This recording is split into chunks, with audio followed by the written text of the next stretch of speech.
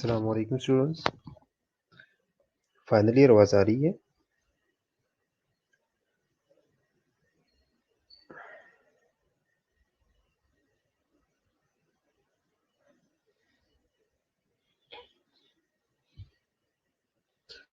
Final year आवाज आ रही है?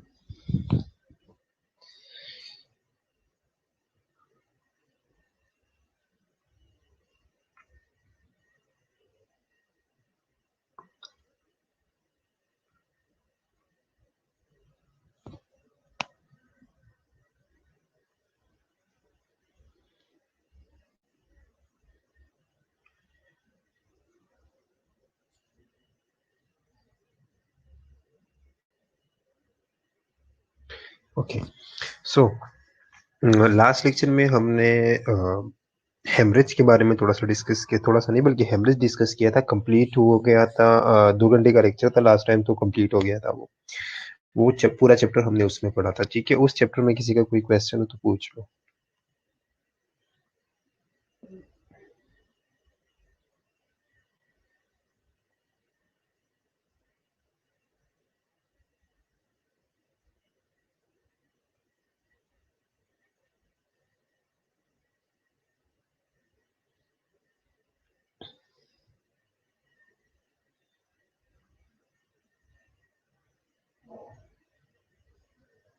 लास्ट लेक्चर में किसी का कोई क्वेश्चन हो तो पूछो।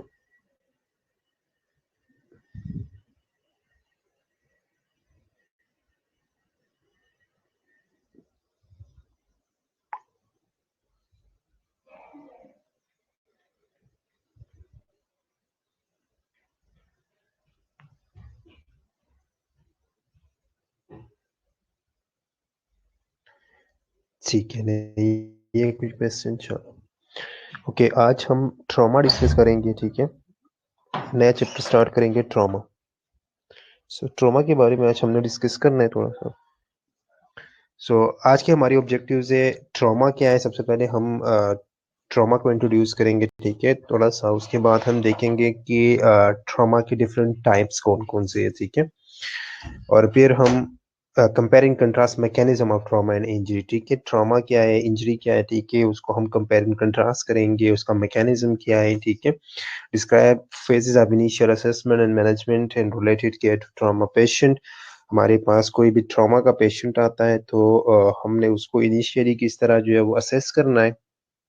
उसके बाद जो है वो हम उसके बाद हम उसके रिलेटेड केयर के बारे में या मैनेजमेंट के बारे में जो है वो पढ़ेंगे। ठीक है, और फिर स्पेसिफिक जाएंगे। स्पेसिफिक हम फिर देखेंगे कि अगर हमारे पास थोरेसिक का, एब्डोमिनल का, मस्कुलोस्केलेटल या मैक्सिलोफेशियल ट्रॉमा के साथ पेशेंट आते हैं तो उनको हमने सेपरेटली जो है वो किस तरह असेस करके मैनेज करना है।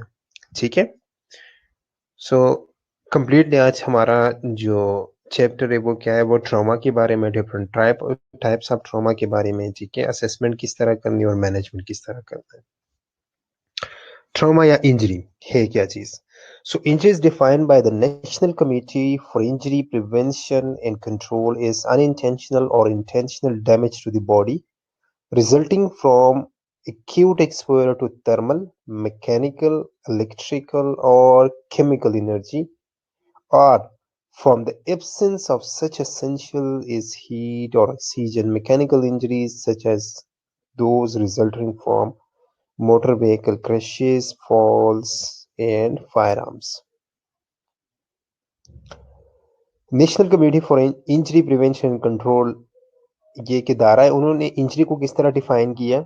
उन्होंने इंजरी को डिफाइन किया कि चाहे इंटेंशनल हो या अनइंटेंशनल हो, चाहे इंटेंशनल डैमेज हो या अनइंटेंशनल डैमेज हो बॉडी को, अब वो जो इंटेंशनल या अनइंटेंशनल डैमेज है वो किसकी वजह से है? किसी भी थर्मल, किसी भी मैकेनिकल, इलेक्ट्रिकल या केमिकल एनर्जी की एक्सपोयर की वजह से, या जो हमारी एसेंशियल एलिमेंट्स है, हीट, ऑक्सीजन, इनकी एब्सेंस की वजह से हो, उनको हम क्या कहेंगे? उनको हम इंजरीज कहेंगे। अब मैकेनिकल इंजरीज क्या है? स्पेसिफिकली मैकेनिकल इंजरीज को फिर उन्होंने थोड़ा सा स्पेसिफाई किया कि मोटर व्हीकल क्रैशेस की वजह से, फॉल वगैरह की वजह से जितनी इंजरीज होती है वो क्या है? वो मैकेनिकल इंजरीज है।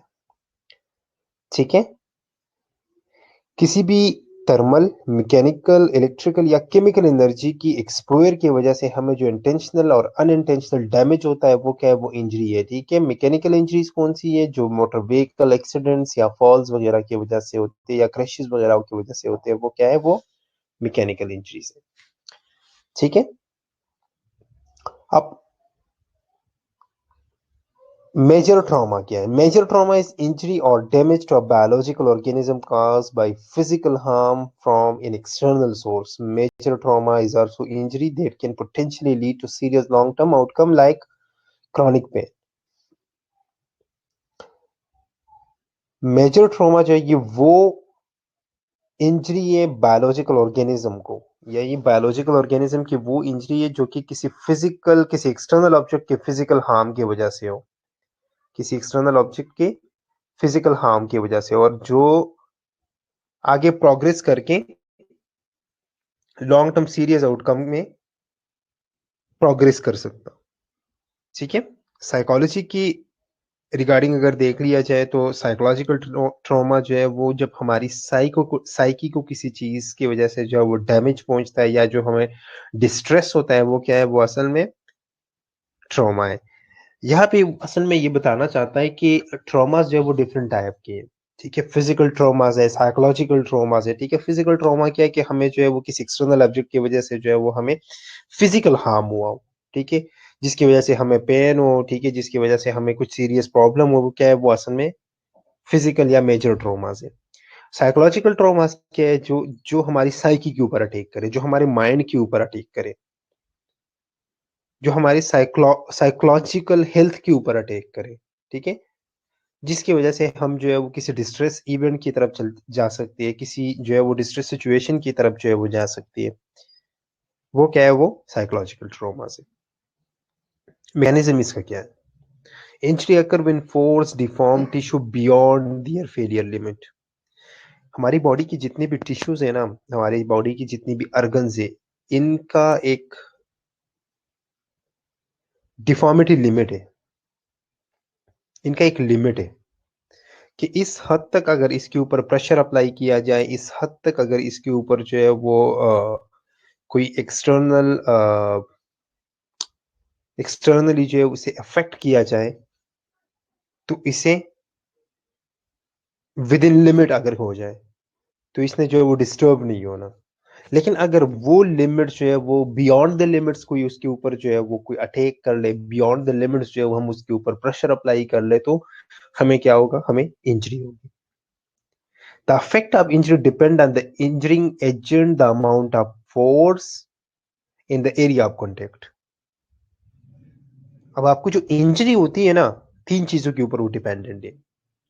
जो चीज आपको इंजर्ड कर रहा है वो एजेंट कौन सा है, इंजरिंग एजेंट जो आपका है वो है क्या चीज, जो आपको इंजर्ड कर रहा है वो क्या है, कितने फोर्स के साथ वो आपके ऊपर अटैक कर रहा है,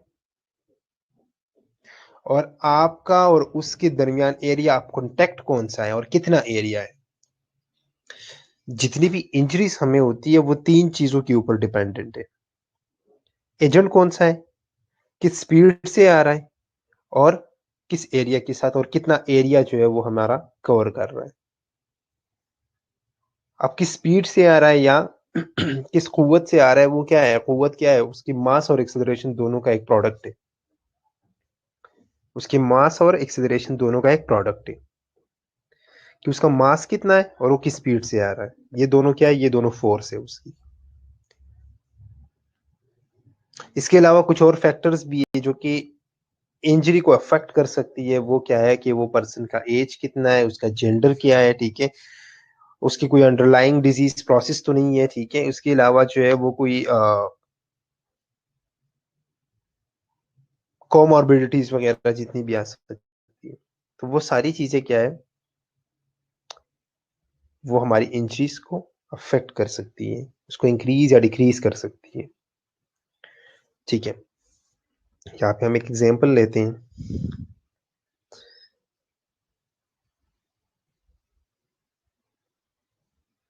फॉर एग्जांपल, यहाँ पे कोई इंजरिंग एजेंट आ रहा है, ठीक है, इंजरिंग एजेंट इतना ही है, ठीक है, और आपका सरफेस एरिया जो है वो इतना है, या कि आपके ऊपर जो है वो अटैक करता है, ठीक है, और इसका फोर्स जो है वो बिल्कुल कम है, ठीक है, चीज भी हल्की है, फोर्स भी कम है, तो आपकी इंजरी कम होगी। अगर चीज जो है वो भारी है, ठीक है, फोर्स ज्यादा है, तो आपको इंजरी ज्यादा होगी। तो जो हमें इंजरीज होती है 3 चीजों के ऊपर डिपेंडेंट है। एजेंट कौन सा है, किस फोर्स के साथ आ रहा है, और हमारा एरिया ऑफ कांटेक्ट कितना है, ठीक है। ओके, चल, अब टाइप्स ऑफ इंजरीज हैं, ठीक है। आप लोगों ने नाम तो सुना होगा इन इंजरीज के बारे में, थोड़ा बहुत तो सुना होगा, ठीक है। हम नाम पढ़ते रहते हैं, ठीक है, कि ब्लंट इंजरी है, पेनिट्रेटिंग इंजरीज है, ठीक है। अब हम एक एक करके जो है वो हम पढ़ेंगे, ठीक है। So what is blunt injury? Blunt injury क्या है? ब्लंट इंजरी जो है ये नॉन पेनिट्रेटिंग इंजरीज है। ब्लंट इंजरीज जो है ये क्या है? ये नॉन पेनिट्रेटिंग इंजरीज है। ये वो इंजरीज है जिसमें एक लार्जर सरफेस एरिया जो है वो इन्वॉल्व हो, इसमें एक लार्जर सरफेस एरिया जो है वो इन्वॉल्व हो, ठीक है। एक जनरल एग्जांपल मैं दूंगा तो जिस तरह ये मोटर व्हीकल एक्सीडेंट्स होती है ना, उसके ऊपर उसमें एक्सीडेंट्स में जो मोस्टली मोटर व्हीकल एक्सीडेंट्स, उसमें क्या होता है कि जब आपका एक्सीडेंट होता है तो आपका पूरा चेस्ट जो है वो किसके ऊपर लगता है? वो स्टीयरिंग के ऊपर लगता है, ठीक है। अब उस स्टीयरिंग की वजह से आपके चेस्ट के ऊपर जो है वो क्या पड़ता है? प्रेशर पड़ता है, ठीक है। तो जो फोर्स पड़ता है, जो प्रेशर पड़ता है, वो एक लार्जर सरफेस एरिया के ऊपर जो है वो डिस्ट्रीब्यूट होता है, आपके कंप्लीट चेस्ट के ऊपर जो है वो क्या होता है? वो डिस्ट्रीब्यूट हो जाता है, ठीक है। तो ये क्या, ये ब्लंट इंजरीज है। जिस तरह हम पेनिट्रेटिंग इंजरीज की बात करते हैं, पेनिट्रेटिंग इंजरीज में क्या होता है कि उसका जो सरफेस एरिया वो बहुत कम होता है। जिस तरह किसी ने जो है वो चाकू जो है वो, किसी ने छुरी घोंपी या चाकू के साथ जो है वो कोई मारता है, ठीक है, तो उन चाकू या छुरी का जो एरिया पेनिट्रेशन है ना वो बहुत कम है, या जो एरिया ऑफ फोर्स है, या जो एरिया ऑफ कॉन्टेक्ट है वो बहुत कम है, लेकिन वो अंदर की तरफ जो है वो चीजें जाती है, ठीक है। वो हम आगे पढ़ेंगे कि पेनिट्रेटिंग में क्या क्या खसूसियात होती है। अब हम नॉन पेनिट्रेटिंग या ब्लंट इंजरीज की बात करें, तो ब्लंट इंजरीज में उसके मुकाबले में जो है वो सरफेस एरिया जो है वो बहुत ज्यादा होता है, ठीक है। जो आपका पेन है, जो आपका फोर्स है, वो एक लार्जर सरफेस एरिया के ऊपर जो है वो डिस्ट्रीब्यूट होता है, ठीक है। मोस्टली जो ब्लंट इंजरीज है ये मैंने जैसे बताया कि मोटर व्हीकल एक्सीडेंट्स की वजह से, असॉल्ट, या जो स्पोर्ट्स इंजरीज है, ठीक है, या फॉल्स वगैरह की वजह से इंजरीज ज्यादा होती है।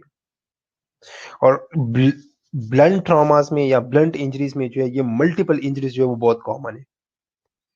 मल्टीपल इंजरीज इसमें बहुत कॉमन है, और ये इंजरीज जो है ये लाइफ थ्रेटनिंग इंजरीज है, क्योंकि हमें पता नहीं चलता कि ये अक्सर ये इंजरीज जो ये लेस ऑब्वियस होती है, हमें नहीं पता चलता, हम आसानी से जो है इसे डायग्नोज नहीं कर पाते कि किस हद तक जो है इसने हमें अफेक्ट किया, या किस हद तक इस इंजरी ने पेशेंट को अफेक्ट किया है, कितनी गहराई तक जो है ये जख्म है, या कितनी गहराई तक जो है इसने पेशेंट की टिश्यूज को जो है वो अफेक्ट किया है, हमें ये पता नहीं चलता। इस मैकेनिज्म इसका क्या है? Blunt injuries occur when there is a direct contact between the body surface and the injuring agent. सबसे पहली बात क्या है, सबसे मेन जो चीज है वो क्या है कि दोनों के दरमियान डायरेक्ट कांटेक्ट होना चाहिए, बॉडी सरफेस के दरमियान और जो हमारा इंजरिंग एजेंट है, जो हमें इंजर्ड कर रहा है, उन दोनों के दरमियान एक डायरेक्ट कांटेक्ट होना चाहिए।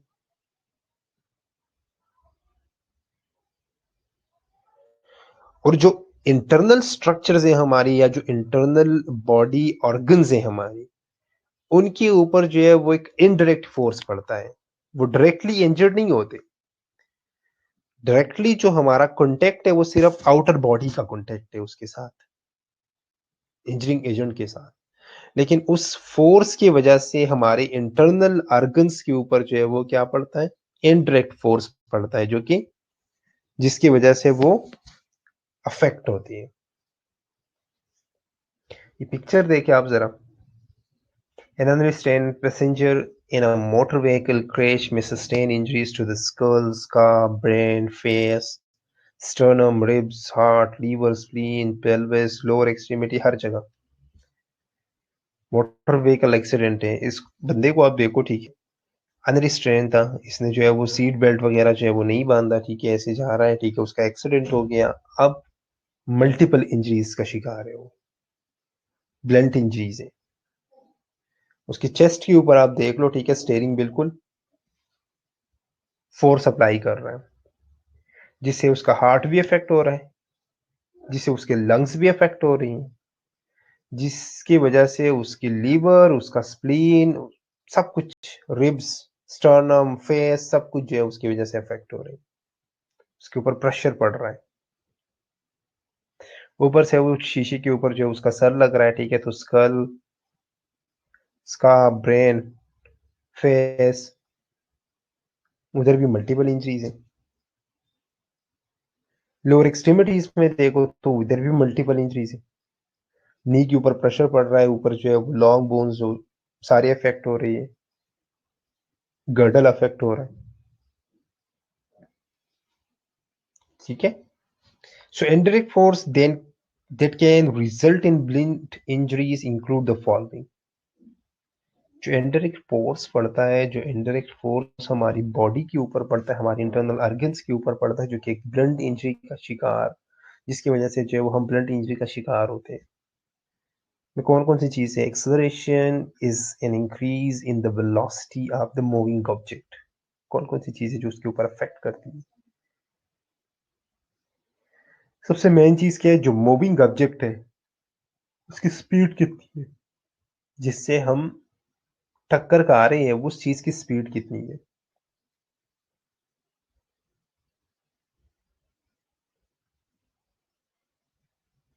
तो उस चीज की एक्सेलरेशन, उस चीज की डिसेलरेशन, ये दोनों चीजें जो है उसके ऊपर डिपेंडेंट है। इसके अलावा shearing occur across a plane when structure slip relative to each other. Shearing injury होती है, हमारी कुछ स्ट्रक्चर जो है वो स्लिप कर जाते हैं, जॉइंट्स जो है वो हमारे अक्सर स्लिप कर जाते हैं। Crushing occur when continuous pressure is applied to a body part. किसी बॉडी पार्ट के ऊपर जो है वो कंटिन्यूअस प्रेशर जो है वो अगर अप्लाई कर ले हम, तो वहाँ पे क्रशिंग इंजरीज भी होती है। Compressive resistance is the ability of an object or structure to resist squeezing force or input of pressure.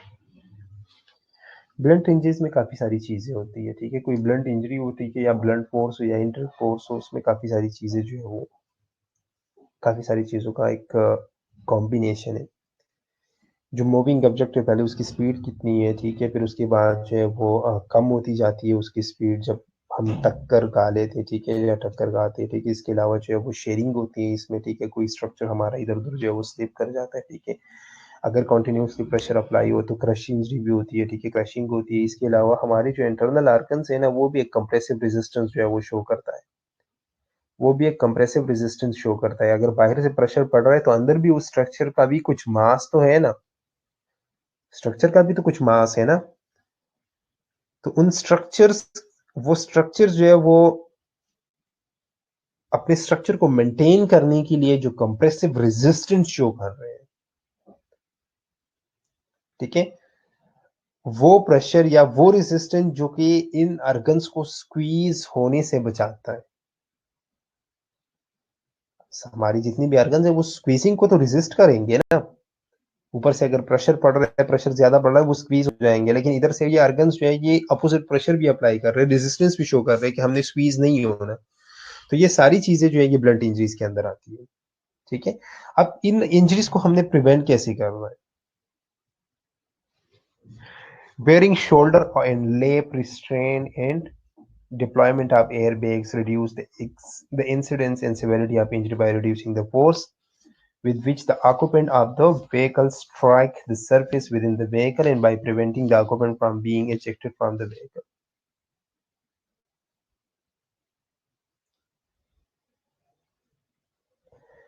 Blunt injuries, अगर हम मोटर व्हीकल एक्सीडेंट्स की बात कर ले तो एक बंदा, अगर एक बंदे ने जो है वो सीट बेल्ट जो है वो बांधा हो, ठीक है, शोल्डर एंड लेप रिस्ट्रेन जो है अगर उसका है, इसके अलावा उसकी गाड़ी में जो है वो एयर बैग्स जो है वो बिल्कुल फंक्शनल है, तो इस इंजरी की सिवेरिटी या इस इंसिडेंट की सिवेरिटी को जो है वो कम किया जा सकता है। ये दो चीजें, एयरबैग्स और उसका जो सीट बेल्ट है, ये दो चीजें उसे जो है वो मोटर व्हीकल सर्फेसिस के साथ स्ट्राइक करने से जो है वो बचाता है। ठीक है, स्ट्राइकिंग इन दोनों के दरमियान जो है वो कम होगी। ठीक है, और इस ऑक्यूपेंट को, इस बंदे को जो है वो व्हीकल से बाहर निकालने से जो है वो रोकता है। इंजरी के दौरान आप लोगों ने पिछला पिक्चर जो है वो देख लिया। ठीक है, इंजरी जो है उसके सर के ऊपर इंजरी हुई है। ठीक है, शीशा जो है वो टूट गया। ठीक है, वो बाहर की तरफ जो है वो निकल रहा है वो बंदा, क्योंकि वो रिस्ट्रेन नहीं है, उसकी बॉडी जो है वो आगे मूव कर रही है। तो अगर सीट बेल्ट उसने बांधा हो, ठीक है, एयर बैग जो है उसकी गाड़ी में हो, तो वो बंदा जो है वो बाहर निकलने से बच सकता है, आगे मूव करने से बच सकता है। उसकी वजह से जो है अगर वो स्ट्राइक भी कर रहा है व्हीकल की किसी पार्ट के साथ, तो उसकी इंजरी जो है वो कम हो।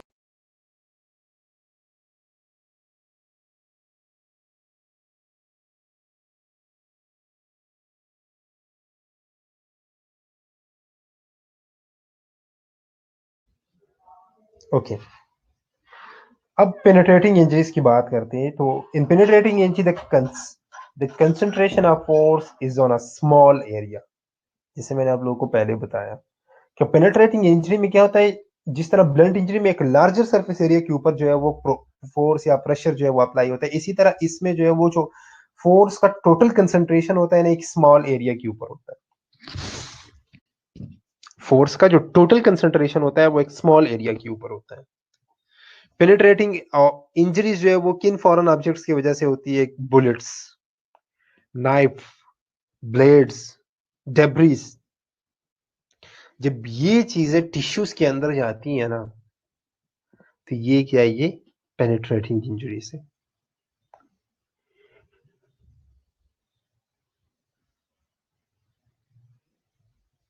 इसमें क्या होता है कि जो एक्सटर्नल अपीयरेंस है ना, उससे ये लगता है कि ये तो छोटा सा एक वुंड है, एक मामूली सा कट है।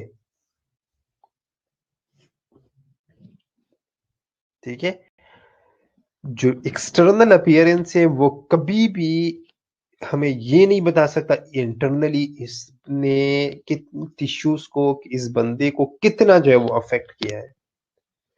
क्योंकि सामने से हमें एक छोटा सा सुराख है, एक छोटा सा कट नजर आ रहा होता है, लेकिन अंदर वो कितना डीप है ये हमें नहीं पता चलता। ठीक है, तो जितने ये स्टेबिंग वूंड्स है ना,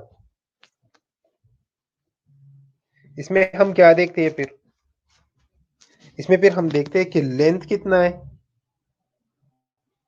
विड्थ कितना है, ठीक है, और ट्रेजेक्टरी कितनी है। ठीक है, उसकी जो नोक है, ठीक है, उसका जो शेप है वो किस तरह का है, जो पेनिट्रेटिंग ऑब्जेक्ट है,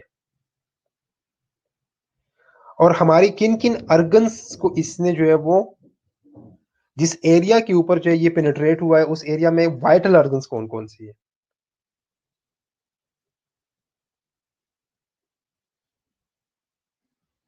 ठीक है, वैसे ये लोकलाइज इंजरीज है। लोकलाइज इसलिए क्योंकि एक ही साइड पे है।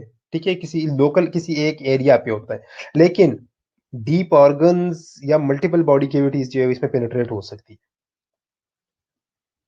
ठीक है, अगर किसी को जो है वो बुलेट लगी है, किसी को जो है वो नाइफ लगी है, ब्लेड लगा है, ठीक है, तो उसकी वजह से वो जो एरिया है वो तो बिल्कुल कम है। किसी लोकलाइज किसी एक एरिया के ऊपर जो है उसने किसी लोकलाइज एरिया को उसने क्या किया, अफेक्ट किया, लेकिन उस एरिया के अंदर जो है वो कितना डीप गया है, क्योंकि वो काफी डीप जा सकता है। कोई भी पेनिट्रेटिंग ऑब्जेक्ट जो है वो डीप जा सकता है। ठीक है, मल्टीपल बॉडी कैविटीज को पेनिट्रेट कर सकता है, किसी अदर बॉडी कैविटी को पेनिट्रेट कर सकता है उस टाइम पे, इर्द गिर्द की कैविटीज को।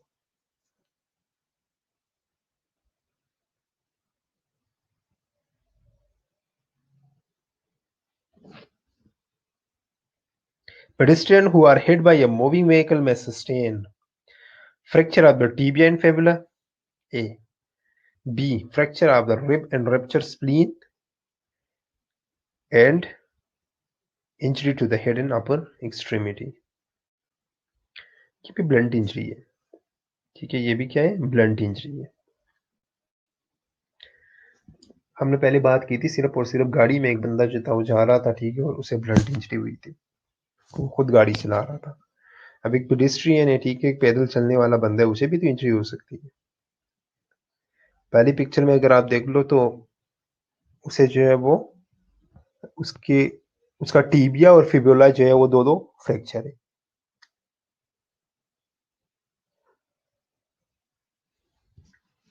नेक्स्ट में अगर आप देख लो तो उसके रिब्स और उसका स्प्लीन एरिया जो है वो सारा रप्चर हुआ है।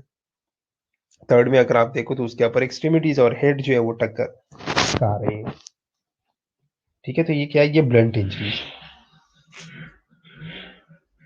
और अगर छुरी या किसी शार्प नाइफ या ब्लेड वगैरह की वजह से इंजरी हो तो वो क्या है, वो पेनिट्रेटिंग इंजरीज है। तो दो जो मेन टाइप ऑफ इंजरीज है वो क्या है, वो नॉन पेनिट्रेटिंग और पेनिट्रेटिंग के। नॉन पेनिट्रेटिंग को हम ब्लंट इंजरीज कहते हैं, पेनिट्रेटिंग तो ऑलरेडी इसमें कोई शार्प ऑब्जेक्ट है वो पेनिट्रेट कर रहा है। ठीक है, classification of trauma. The barrel injury diagnosis matrix, major trauma is sometimes classified by body area injury affected. Barrel injury diagnosis matrix है, ठीक है, उन्होंने मेजर ट्रॉमास को जो है वो क्लासिफाई किया एरिया के बेस पे।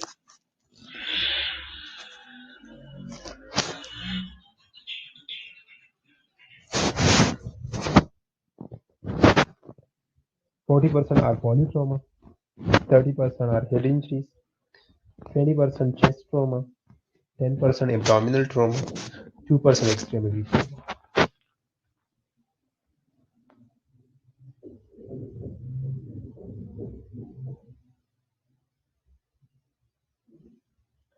ठीक है, उन्होंने स्पेसिफिक एरियाज को, अगर पॉलीट्रोमा है, ठीक है, तो उन्होंने 40% का दिया था कि ये 40% है अगर मल्टीपल एरियाज जो है वो इन्वॉल्व है। हेड इंजरीज है तो हेड इंजरीज को उन्होंने 30 का किया था कि अगर हेड इंजरीज है तो हमने 30 लेना है। ठीक है, चेस्ट ट्रोमा है कोई तो वो 20% ले लेते हैं। ठीक है, एब्डोमिनल ट्रोमा है तो वो 10% ले लेते हैं, और अगर एक्सट्रीमिटी है तो 2% ले लेते हैं। अब आपके पास अगर कोई पेशेंट आता है तो आपने क्या करना है, प्राइमरी सर्वे रिप्रेजेंटेशन है, सेकेंडरी सर्वे और टर्शियरी सर्वे है। ठीक है, तीन चीजें। प्राइमरी सर्वे में हम क्या देखते हैं, during the primary survey life threatening injuries are identified and manage. Each priority of care is deal within order. A patent airway must be ensured before breathing and ventilation can be established. Primary survey में हमने क्या करना है, primary survey में हमने देखना है, ठीक है, लाइफ थ्रेटनिंग जितनी भी इंजरीज आती है उनको हमने आइडेंटिफाई करना है, मैनेज करना है। हमने प्रायोरिटीज को जो है वो ऑर्डर के हिसाब से जो है वो डील करना है। सबसे पहले हमने एक पेटेंट एयरवे जो है वो इंश्योर करना है कि एयरवे जो है वो हमारा पेटेंट है। उसके बाद हम ब्रीदिंग और वेंटिलेशन के ऊपर जो है वो जाएंगे। ठीक है, इनिशियली हमने असेस कैसे करना है, ठीक है, एयरवे आपने देखा, ठीक है, breathing, circulation, disability and exposure, ABCDE है। Initial assessment management of patient with trauma. Initially हमने क्या क्या देखना है, एयरवे में आपने क्या देखना है, air exchange, airway patency, air उसका एक्सचेंज हो रहा है कि नहीं हो रहा, उसकी एयरवे की पेटेंसी, ठीक है, उसका एयरवे जो वो पेटेंट है कि नहीं है, खुला है कि नहीं है, ओपन है कि नहीं है। ठीक है, इंटरवेंशन हम उसके लिए क्या करते हैं, जा थ्रस्ट करते हैं, चिन लिफ्ट करते हैं। ठीक है, कोई फॉरेन ऑब्जेक्ट अगर गले में फंसा हो तो उसे हम निकाल लेते हैं, ठीक है, सक्शन कर लेते हैं, या हम कोई ओरोफरेंजियल या नेजोफरेंजियल एयरवे जो है वो प्लेस कर सकते हैं। ETT वगैरह जो है वो पास कर सकते हैं, चाहे वो ओरली हो, नेजली हो। ठीक है, क्रिकोथायरोटोमी कर सकते हैं। ठीक है, ये वो सारी चीजें हैं जिसके जरिए जो है वो हम एयरवे को पेटेंट कर सकते हैं, एयरवे को जो ओपन रख सकते हैं, एयरवे को जो वो फंक्शनल रख सकती है। ठीक है, नेक्स्ट हम ब्रीदिंग की तरफ आते हैं। तो ब्रीदिंग में सबसे पहले रिस्पिरेशन है, रिस्पिरेशन में रेट, रिस्पिरेशन में डेप्थ, रिस्पिरेशन में उसका एफर्ट, एफर्टलेस रिस्पिरेशन है, एफर्टफुल रिस्पिरेशन है, डेप्थ उसका कैसा है, रेट किस रेट से जो है वो रिस्पायर कर रहा है। ठीक है, उसके बॉडी के कलर या एक्सट्रीमिटीज या जो हमारा फेस का कलर है वो कैसा है, बॉडी का कलर कैसा है, क्योंकि उससे पता चलेगा कि साइनोसिस तो नहीं है। ब्रीदिंग साउंड्स कैसे हैं, चेस्ट वॉल की मूवमेंट कैसी है, ट्रेके का पोजीशन किस तरह का है। तो ब्रीदिंग के लिए हम किन किन इंटरवेंशंस को जो है वो हम अपना सकते हैं, सप्लीमेंटल ऑक्सीजन दे सकते हैं अगर वो सही तरह रिस्पिरेट नहीं कर रहा। एमआरबी के साथ जो है वो हम उन्हें रिससिटेट कर सकती है, मैनुअल रिससिटेशन बैग के साथ या एम्बो बैग के साथ हम उसे जो है वो रिससिटेट कर सकती है। नेक्स्ट हम आते हैं सर्कुलेशन, या जो है वो हम अगर कोई लाइफ थ्रेटनिंग कंडीशन है, ठीक है, तो हम उन्हें ट्रीट भी कर सकते हैं, जिस तरह टेंशन न्यूमोथोरैक्स है या इस तरह हेमरेज वगैरह कुछ है, तो उसके लिए हम कुछ कर भी सकते हैं। फिर उसके बाद है सर्कुलेशन। सर्कुलेशन में हम क्या करते हैं? Haemorrhage control. किन किन चीजों को देखना है? सबसे पहले ये देखिए, तो पल्स को देखना है, हमें ब्लड प्रेशर को देखना है, हमने कैपिलरी रीफिल देखना है। कैपिलरी रीफिल नॉर्मल कितना होता है? कैपिलरी रीफिल नॉर्मल कितना होता है?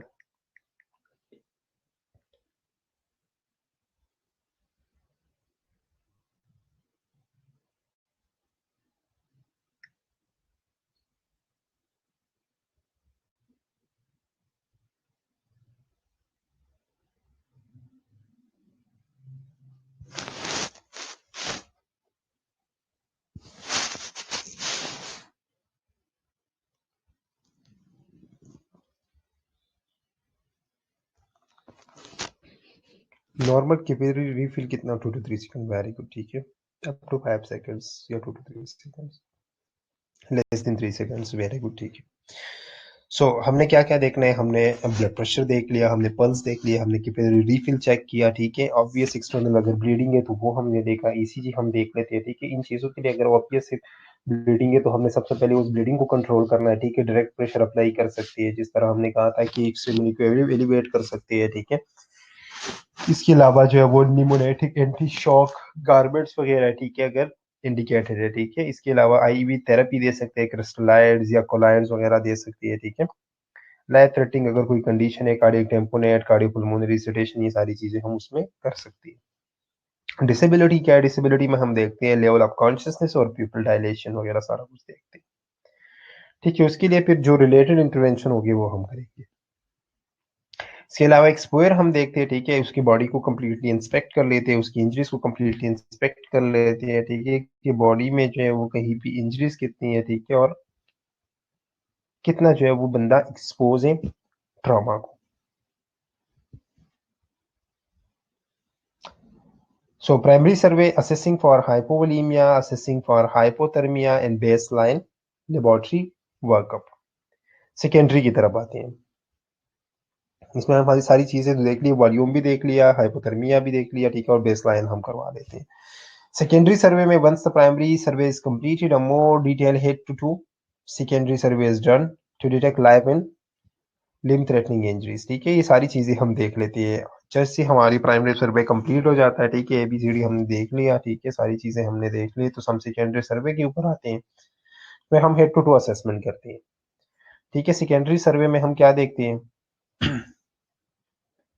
सबसे पहले हमने लेवल ऑफ कॉन्शियसनेस देखना है, फिर उसके बाद प्यूपल्स देखने हैं, ठीक है। उसके बाद हेड की तरफ आना है, फिर मैक्सिलोफेशियल, फिर नेक और ऐसे नीचे आना है। हम लेवल ऑफ कॉन्शियसनेस में हमें किस चीज से पता चलेगा? Severity of head injuries assess हम क्या करते हैं? जीसीएस स्कोर हम कर लेते हैं, ठीक है। फाइंडिंग्स हमारे पास क्या है? जीसीएस क्या है पहले मुझे ये बताओ, और जीसीएस की फाइंडिंग क्या है? स्कोर कितना होता है? मिनिमम कितना आ सकता है? मैक्सिमम कितना होता है? कितने कैटेगरीज हैं?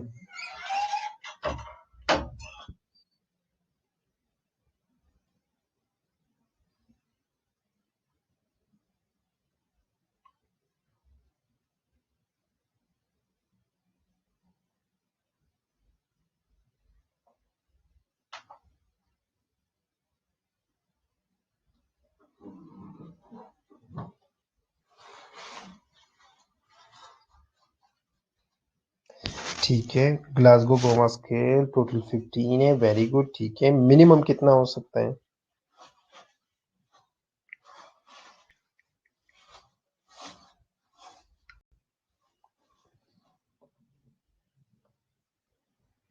ठीक है, motor verbal and I opening है, ठीक है।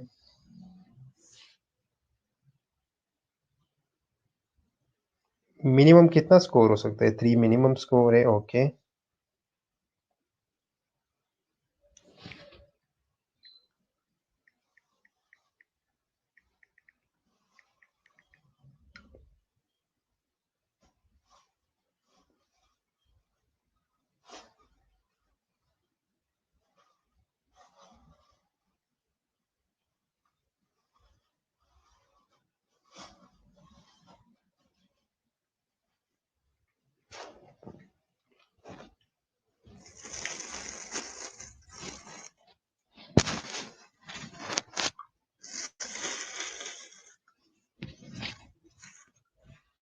ठीक है, 8 से लेस सिवियर होता है और 3 डेड था। ठीक है, मिनिमम मिनिमम असल में 3 है। ठीक है, मैक्सिमम जो है वो कितना है, 15 है। ठीक है, चलो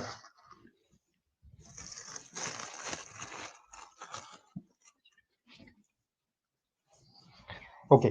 तो फाइंडिंग्स क्या है? ठीक है, 13 टू 15 है तो माइनर इंजरी है। ठीक है, अगर 9 टू 12 है तो मॉडरेट है, 8 है या 8 से नीचे है तो जिस तरह एक स्टूडेंट अभी कह रही है कि वो सिवियर इंजरीज में आते हैं। ठीक है, हमने कंफर्म किस चीज से करना है, सिटी से करना है। ठीक है, और उसके बाद हम सीटी रिपीट कर लेते हैं, कोई पैरालाइजिंग एजेंट वगैरह नहीं देते। ठीक है, हम इस चीज़ों को इन चीज़ों को देख लेते हैं। ठीक है, इसके बाद जो हम प्यूपल्स देखते हैं, ठीक है, प्यूपल्स में भी हमें पता चलता है आई ओपनिंग या आई इंजरीज से। ठीक है, इसके अलावा जो है वो हम हेड इंजरी के टाइप वगैरह से भी पता चलता है कि किस टाइप ऑफ हेड इंजरी हुई है। ठीक है, उसके अलावा हम पीपल्स को जो है वो पीपल्स का साइज, पीपल्स का शेप, पीपल की रिएक्टिविटी हम देखते हैं। ठीक है, उसकी रिएक्टिविटी लाइट के हिसाब से किस तरह की। फाइंडिंग क्या है? मास अफेक्ट है, डिफ्यूज ब्रेन इंजरी है, अप्थेल्मिक इंजरी है। ठीक है, कौन सी इंजरी है वो भी हमें सीटी से पता चलता है। ठीक है, तो ये सारी चीजें वही है, ये बुक के अंदर एक टेबल है। ठीक है, एक दफा आप लोग पढ़ लो। ठीक है, फिर इस तरह हम हेड में देखते हैं स्कार्प और स्कल इंजरी, मैक्सिलोफेशियल में देखते हैं कि हम सॉफ्ट टिश्यू बोन इंजरी है, नर्व इंजरी है, टीथ या माउथ की इंजरी किस चीज की है। ठीक है, इसी तरह हम नेक में देखते हैं लेरेंचियल है, सी स्पाइन है। ठीक है, वेस्कुलर है, सुफिशियल है, न्यूरोलॉजी की है। ठीक है, किस चीज की इंजरी है। इसी तरह नीचे आती है हम थोरेसिक में, थोरेसिक के अंदर जितनी चीजें है, थोरेसिक वॉल्व है, सबकुटेनियस है। ठीक है, निमोथोरेक्स है, हीमोथोरेक्स है, ब्रोंकियल इंजरी है, पल्मोनरी कंडूशन है। ठीक है, थोरेसिक आयोटिक डिसरप्शन है। फिर उसके बाद हम एब्डोमिन की नीचे आता है या फ्लैंक इंजरीज की तरफ आती है। ठीक है, एब्डोमिनल वॉल की है, इंट्रापेराटोनियल है। ठीक है, रेट्रोपेराटोनियल है क्या है। इसके अलावा हम पेल्विस में आते थे, यूरिनरी ट्रैक्ट है। ठीक है, पेल्विक फ्रैक्चर वगैरह है। ठीक है, स्पाइनल कॉर्ड है, क्रेनियल है, कॉर्ड इंजरी है, पेरिफेरल नर्व की है, वर्टिब्रल कॉलम की है तो किस कॉलम की है। ठीक है, या इंस्टेबिलिटी है या नर्व है क्या है। एक्सट्रीमिटीज में हम आते हैं, इसी तरह भी एक्सट्रीमिटीज में जॉइंट है, बोन है, न्यूरोवास्कुलर है, सॉफ्ट टिश्यूज है। तो इसी तरह हेड टू टो जो है वो हमने नीचे आना है। ठीक है, और complete head to toe assessment करने की कि यहाँ पे किस टाइप की इंजरी हुई है। ठीक है, उसके बाद हम टर्शरी की तरफ आते हैं। तो टर्शरी में हम क्या करते हैं, टर्शरी में हम कंप्लीटली देख देख के कोई लाइफ थ्रेटनिंग इंजरी तो नहीं है। ठीक है, कोई लाइफ थ्रेटनिंग इंजरी तो नहीं है। उसमें हम क्या करते हैं, सबसे पहले अब हमारा काम क्या होता है, डैमेज को हम किस तरह कंट्रोल करेंगे। डैमेज को हमने कंट्रोल कैसे करना, सबसे पहले ब्लीडिंग को स्टॉप करो, जो फिजियोलॉजिकल नॉर्मेलिटी है। ठीक है, अगर कोई ब्लीडिंग और कोई जो है वो फ्लूइड वगैरह की जरूरत है वो दे दो। ठीक है, और डेफिनेटली फिर ऑपरेटिव मैनेजमेंट की तरफ जाओ जो ऑलरेडी हमने पढ़ा भी है। फ्लूइड मैनेजमेंट ट्रॉमा में आप किस तरह दे सकते हो, तो वो आपने देखना है कि वॉल्यूम उसे कितना रिक्वायर्ड है। ठीक है, किन किन चीज़ों को जो है वो ज़रूरत है, किन किन चीज़ों की ज़रूरत है। ठीक है, क्रिस्टलाइट की ज़रूरत है। ठीक है, कोलाइड्स की ज़रूरत है। अच्छा, ये चैप्टर में इसीलिए इस तरह जो है वो गोल थ्रू कर रहा हूँ क्योंकि ये सारी चीज़ें वही है जो कि शॉक मैनेजमेंट में है, ये सारी चीज़ें वही है जो हेमरेज मैनेजमेंट में है। ठीक है, इसमें बस सिर्फ कुछ इंजरीज के टाइप्स वगैरह है। ठीक है, और इस चैप्टर के जितने भी टेबल्स है ना, वो काइंडली आप लोग जो है वो बुक से एक दफा देख लो। ठीक है, इस चैप्टर के अंदर जितने भी टेबल्स है वो आप लोग एक दफा बुक से देख लो। ठीक है, ताकि आप लोगों को आइडिया हो कि इंजरीज के टाइप्स वहाँ पे, इंजरीज की क्लासिफिकेशन वहाँ पे दी दी हुई है, वो बड़ी अच्छी है। ठीक है, तो वो एक दफा जो है वो आप लोग एक दफा देख लो, रीड आउट कर लो उसको। ठीक है, क्रिस्टलाइट सॉल्यूशन है, क्रिस्टलाइट सॉल्यूशन जो है वो आइसोटोनिक, हाइपरटोनिक या हाइपोटोनिक हो सकती है। ठीक है, आइसोटोनिक क्या है, आइसोटोनिक मोस्ट कॉमनली हम यूज करते हैं फ्लूइड रिसोटेशन में या ट्रॉमा रिसोटेशन के अंदर। ठीक है, क्योंकि ये इंट्रावास्कुलर और एक्स्ट्रासेलुलर दोनों के अंदर जो है वो एक्सपेंड हो सकती है। ठीक है,